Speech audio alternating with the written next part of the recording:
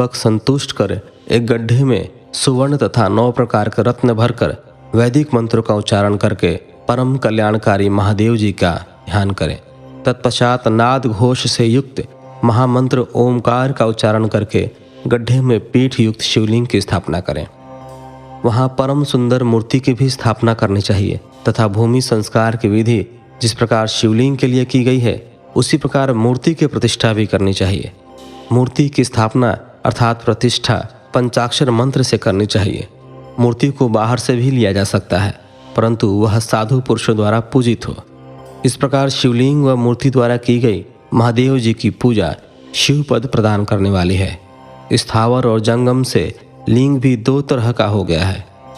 वृक्ष लता आदि को स्थावर लिंग कहते हैं और कृमि कीट आदि को जंगम लिंग। स्थावर लिंग को सींचना चाहिए तथा जंगम लिंग को आहार एवं जल देकर तृप्त करना चाहिए। यूं चराचर जीवों को भगवान शंकर का प्रतीक मानकर उनका पूजन करना चाहिए। इस तरह महालिंग की स्थापना करके विविध उपचारों द्वारा उसका रोज पूजन करें तथा देवालय के पास ध्वजारोहण करें। शिवलिंग साक्षात शिव का पद प्रदान करने वाला है।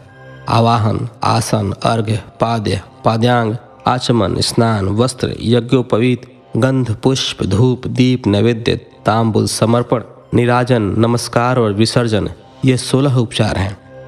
इनके द्वारा पूजन करें।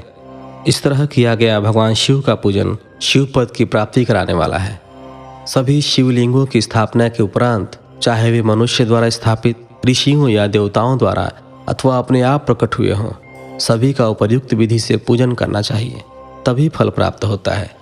उसकी परिक्रमा और नमस्कार करने से शिव पद की प्राप्ति होती है। शिवलिंग का नियम पूर्वक दर्शन भी कल्याणकारी होता है।